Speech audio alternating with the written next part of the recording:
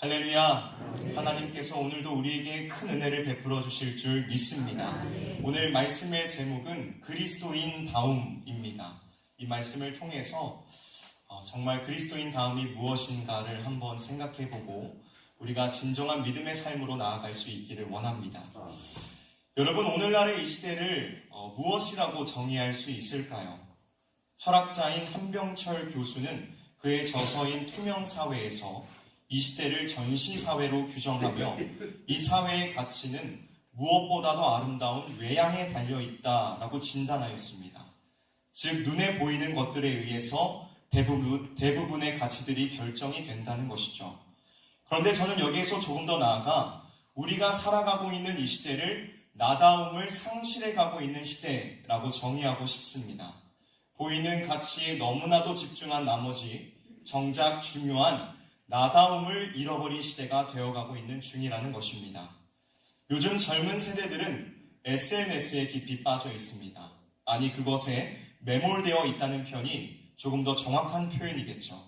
이 SNS를 통해서 자기가 오늘 무엇을 했는지, 또 누구를 만났는지, 어디에 갔는지를 올리고 다른 사람들로부터 공감받기를 원합니다. 물론 삶 속에서 다양한 사람들과 관계를 형성하고 그들과 자기의 삶을 나눌 수 있다는 것은 그것만으로도 참으로 감사하고 기쁘고 행복한 일입니다. 그러나 요새 많은 젊은이들은 이 SNS에서 자기가 조금 더 나은 사람인 것을 보여주기 위하여 빚을 내어 차를 사고 명품을 구입하고 해외여행을 다니고 사치품들을 구매하여 자기를 꾸미는 일들에 열중하고 있습니다. 특히 인플루언서들이나 유튜버, 연예인들의 삶을 부러워하여 그들을 따라하고자 하다가 원하는 바를 이루지 못하고 비교의식과 상대적 박탈감 속에 빠져 결국 나다움을 완전히 상실해버리고 있습니다. 다른 사람들로부터 인정받고 이것 봐, 내가 이 정도의 사람이야 라는 것을 보여주려다가 오히려 나라는 가장 소중한 존재를 점차 잃어버리고 있는 것이죠. 너무나도 안타까운 현실입니다. 그런데 이보다 더욱 안타까운 것은 오늘날 교회 안의 그리스도인들도 나다움, 곧 그리스도인다움을 잃어가고 있다는 것입니다. 겉으로는 그리스도인처럼 보이지만 실상은 전혀 그리스도인답지 않은 삶을 살아가는 이들이 너무나도 많다는 것입니다. 마치 다자이 오사무의 소설 인간 실격에 등장하고 있는 주인공 요조가 자기 안에 있는 내성적이고 음울한 본성을 감추기 위하여 다른 사람들 앞에서 우스꽝스러운 광대를 연기하는 것처럼 그리스도인의 모습을 연기하는 그런 표면상의 그리스도인들이 많다는 것입니다. 오늘 이 본문 말씀 속에서 예수님께서는 그분의 제자인 그리스도인들이 과연 어떠한 사람들인지, 또 그리스도인다움이 무엇인지 그 정체성을 다시 한번 일깨워주고 계십니다. 오늘 이 말씀을 통해서 우리가 가지고 있는 이 정체성을 재확인하며 그리스도인다움을 회복하는 귀한 시간이 될 수 있기를 주님의 이름으로 간절히 소망합니다. 제자들을 부르시고 갈릴리 여러 지방에 다니시면서 천국 복음을 전파하시던 예수님께서는 가버나움이라는 지역과 가까운 곳에 위치해 있는 한 산에 오르셨습니다. 그리고 함께 따라온 그분의 제자들에게 하나님의 나라와 그 나라의 백성들의 삶에 관한 말씀을 시작하시죠.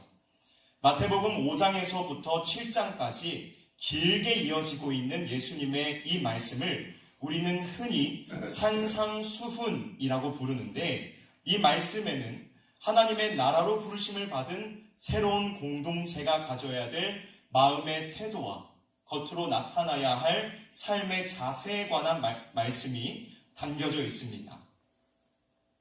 특별히 오늘 본문 말씀인 마태복음 5장 13절에서 16절에는 팔복 가운데의 마지막인 의를 위하여 박해를 받은 자들에 관한 구체적인 적용이 담겨져 있습니다. 우리가 이것에 대해서 함께 살펴보기 원하는데, 그 이전에 13절에서 16절의 말씀을 우리가 다시 한번 말씀의 의미를 생각하면서 함께 읽어보도록 하겠습니다. 오늘 본문 말씀 13절에서 16절의 말씀입니다.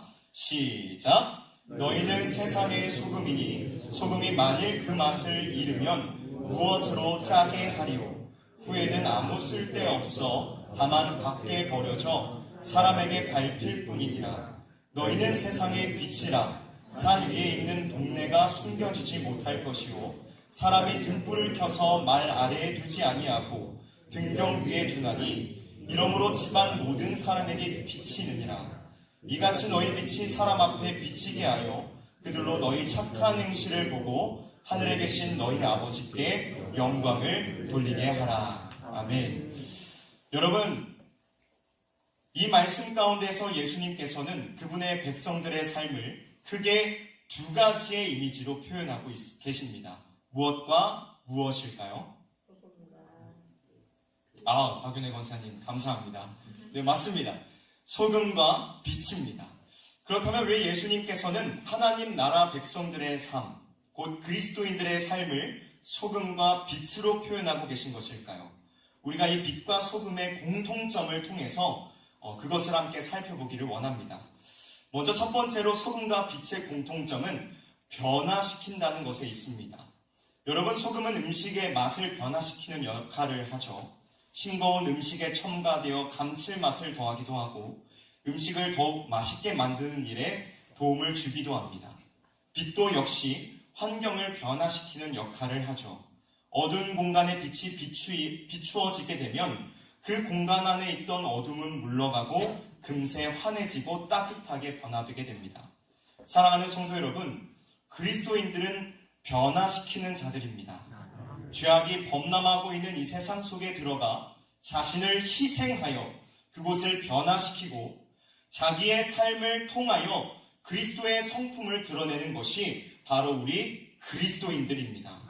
그러나 요즘 많은 그리스도인들은 세상을 변화시키는 것이 아니라 자신을 세상에 맞추어 변화시켜가고 있습니다.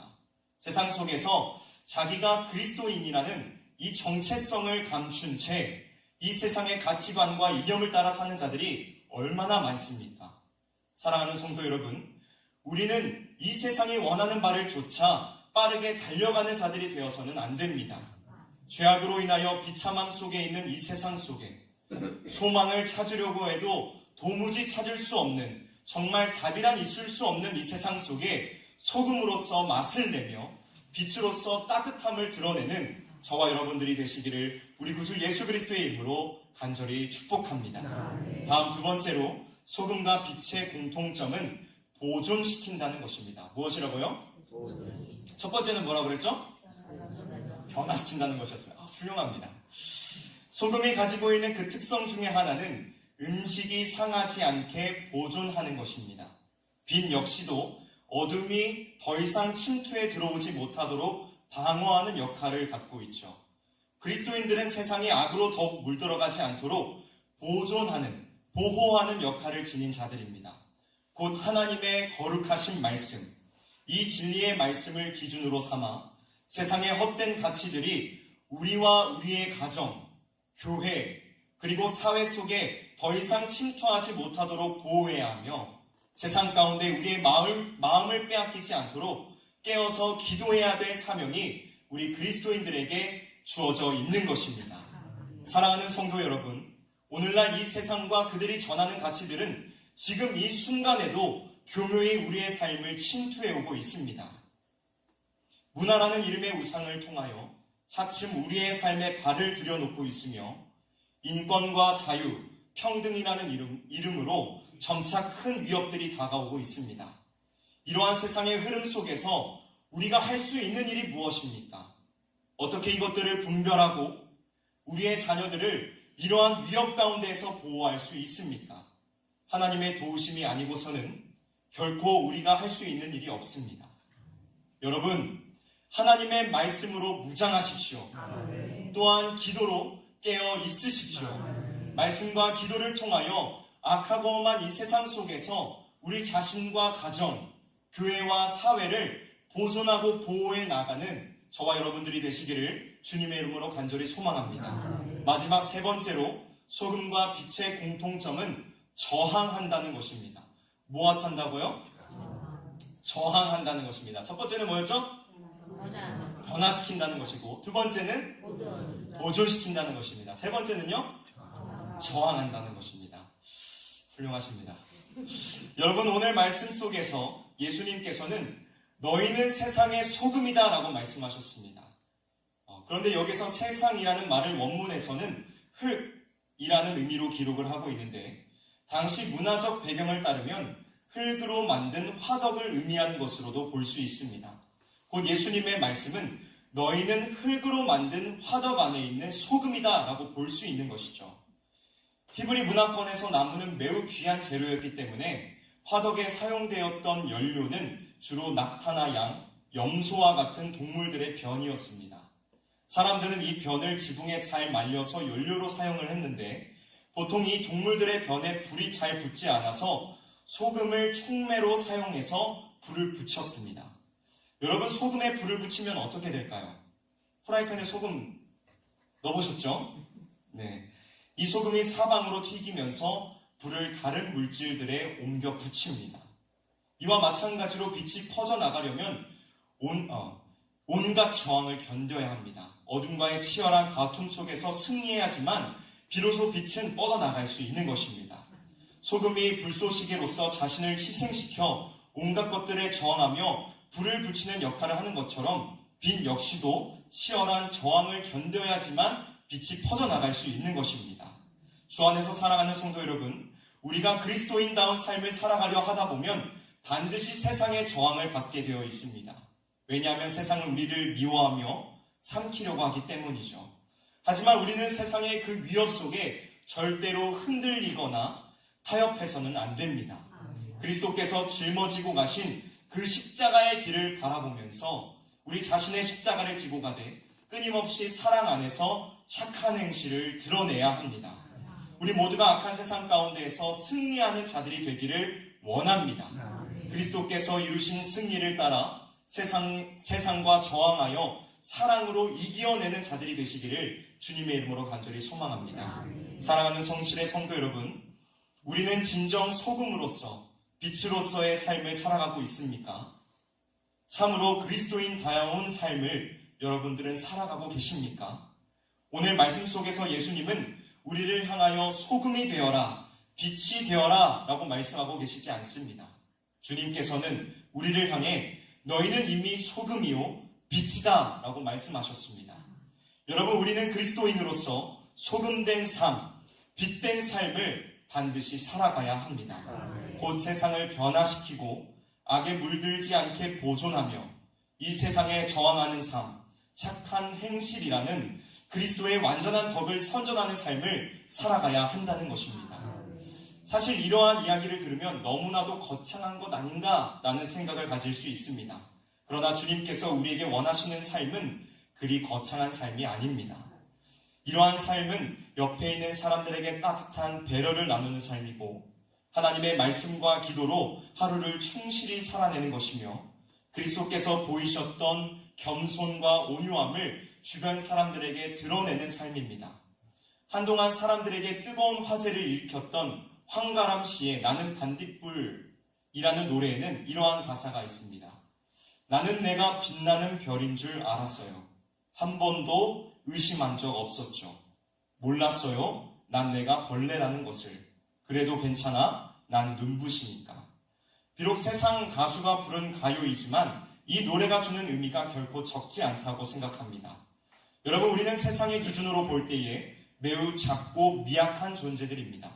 그들이 보기에 우리는 희미한 빛, 작은 양의 소금으로 보일 수 있습니다. 그러나 하나님께서 보시기에 우리는 분명하고 확실한 빛이며 소금이라는 사실을 잊지 마시길 바랍니다. 우리에게 중요한 것은 우리가 소금이고 빛이라는 것입니다. 작은 양의 소금들이 모여 바다를 짜게 만들고 희미한 빛들이 모여 세상을 밝히는 것처럼 우리의 삶에 나타나는 이 작은 그리스도인다움을 통하여 하나님의 영광을 드러내는 저와 여러분들이 되시기를 주님의 이름으로 간절히 소망합니다. 말씀을 마무리하도록 하겠습니다. 여러분, 우리가 아름답다라고 말할 때에 여기에서 아름이라는 말이 무슨 의미인지 아십니까? 아무도 모르시는가 봅니다. 바로 나라는 의미입니다. 곧 사람은 나다울 때 가장 멋지고 아름답다는 것이죠. 그리스도인들은 그리스도인다울 때에야 비로소 아름답습니다. 우리 모두가 일상 속 작은 부분부터 소금과 빛된 삶을 나타냄으로써 진정한 그리스도인다운 삶을 살아갈 수 있기를 원합니다. 그리고 이 모든 일들을 통하여 하나님께 영광 올려드리며 또한 우리 주변에 있는 예수 그리스도를 믿지 않는 이들에게 착한 행실을 통하여 그들을 하나님께로 인도할 수 있는 저와 여러분들이 되시기를 주님의 이름으로 간절히 소망합니다. 함께 기도하도록 하겠습니다.